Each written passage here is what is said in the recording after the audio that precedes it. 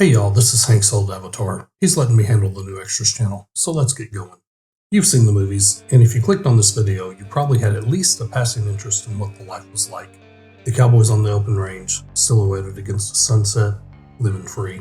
Here's what that actually looked like at 3:30 in the morning, when the cook hollered roll out, and you had maybe 4 hours of broken sleep. Your boots were still wet from the river crossing 2 days back, and you had to be in the saddle before the sun came up. This is a day in the life of a Texas cattle drive cowboy, 1870s. The real version, or at least as real as I can make it without having actually been there. Before we get into the day, let's meet the crew.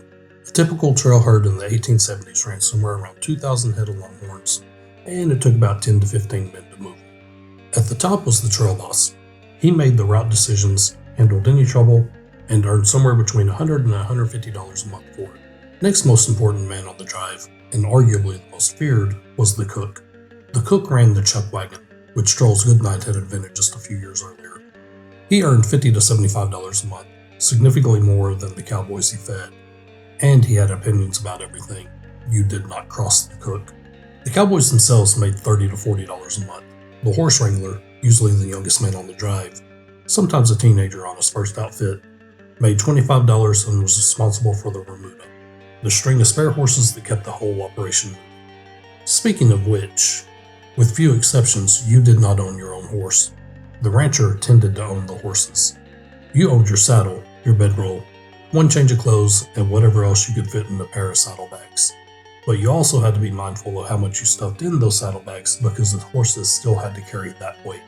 That was your life for the next 3 months. The cook was already up an hour before you. He had to be. Bacon in the pan, biscuits in the Dutch oven, coffee on the fire. All of it had to be ready before the night guards came in off the herd, because those men needed to eat and get horizontal fast before the whole outfit saddled up. You slept on the ground, rolled in the canvas-covered bedroll, likely somewhere in a loose circle around the chuck wagon. There was no tent. If it rained, you got wet. Breakfast was the same thing it was yesterday. Bacon, which the cowboys called sow belly, biscuits, beans left over from the night before, and coffee so strong it could practically stand on its own. Fresh vegetables didn't exist out there. Fruit didn't exist. Cowboys on long drives frequently developed symptoms of scurvy from the lack of vitamin C, though most of them had no idea what scurvy was. They just knew their gums hurt and their teeth were getting loose. You ate fast. The wagon had to be packed and moving and get ahead of the herd before first light. Every cowboy on a drive had a position, and your position told you where you stood in the pecking order. The most experienced men rode point, up front on either side of the lead steers, steering the direction of the herd. These were your steadiest hands. Then came the swing riders, keeping the middle of the herd from spreading. Then the flank riders, same job, farther back. At the very rear rode the drag cowboys, usually the greenhorns, the new men, the ones who hadn't earned anything better yet.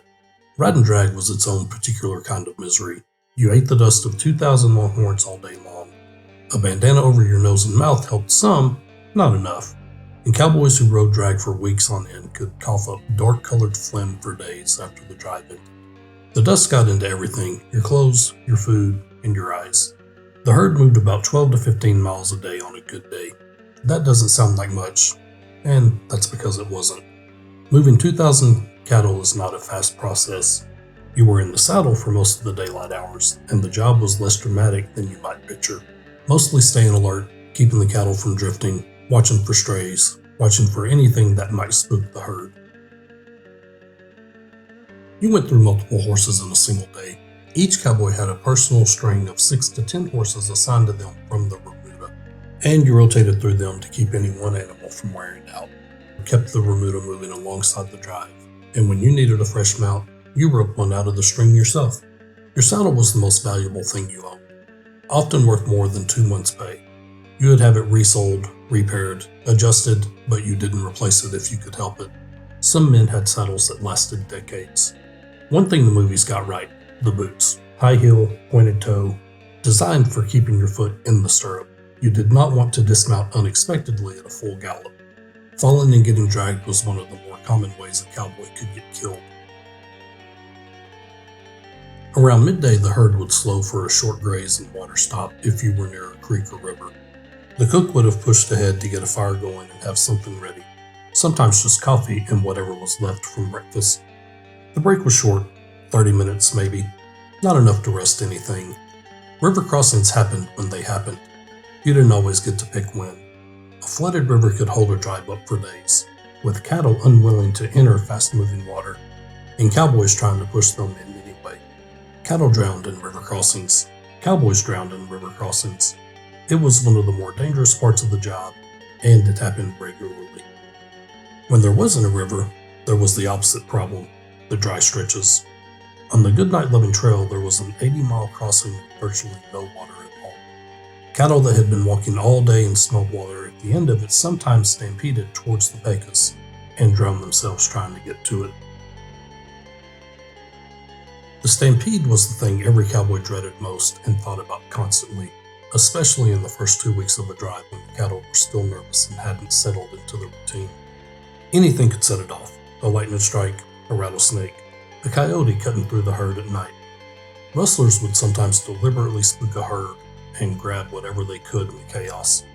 2,000 longhorns in full panic is a sight and sound that men who experienced it never forgot. And riding into the dark in front of a stampede to try to turn the lead cattle was exactly as dangerous as it sounds. The technique was to race to the front and gradually push the lead steers to the right, curving the herd into a tighter and tighter circle until the massive cattle slowed and stopped. It required a fast horse, good nerve, and no small amount of luck. Men died doing it. Men died just being in the wrong place when one started. Around 9 o'clock at night, the herd was grazed onto the bed ground, a flat, open area where the cattle would lie down and rest. The cowboys who weren't on first night guard could eat supper, maybe sit around the fire for a little while, and then get horizontal.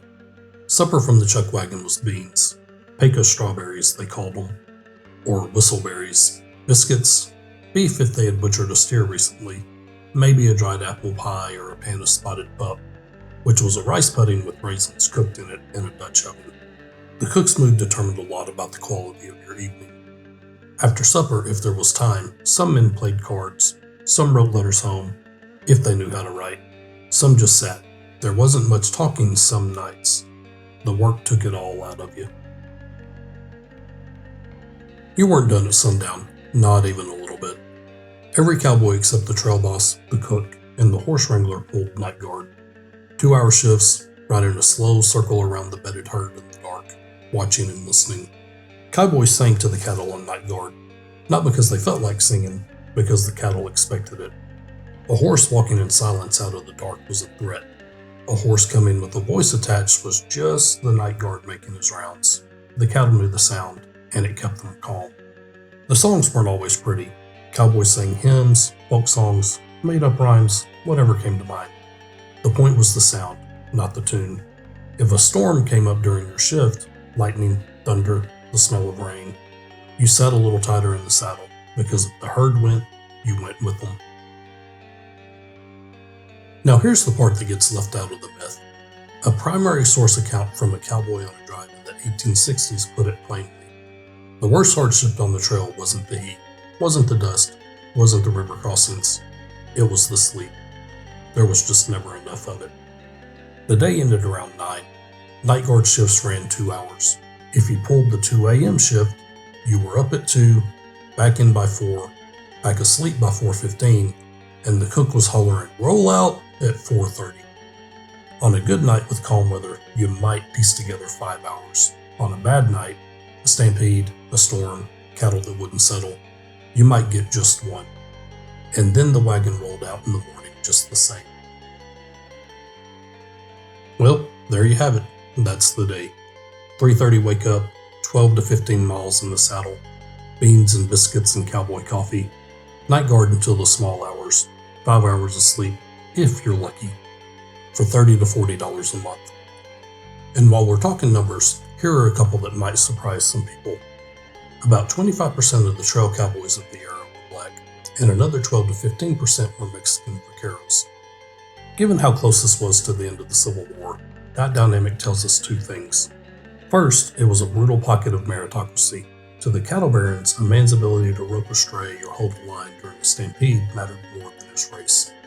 Though, to be fair, that pragmatism had a dark side. Minority hands were often paid less and assigned the worst jobs on the drive, like riding drag.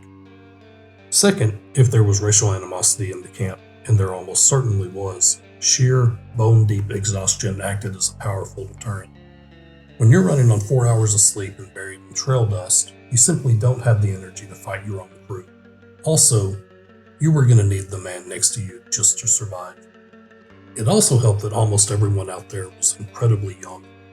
Many were teenagers on their first drive, and by the time they reached the end of the trail, Dodge City, Abilene, Cheyenne, some of them blew every dollar they had made in about a week, only to sign right back up for the next drive back to Texas. The decision-making skills of young men have always been a little suspect, but those young, healthy bodies were the ones most capable of withstanding the absolute misery of the trail. They called it a life of freedom, and they would love it and complain about it all at the same time. It was also one of the hardest jobs in 19th century America. Both things can be, and are, true. Thanks for riding with us on this trail. If you learned anything during this video, hit those like and subscribe buttons. And if you're interested in deep dive historical profiles of Texas legends, check out the main channel, Lone Star Echoes. We'll see y'all down the road.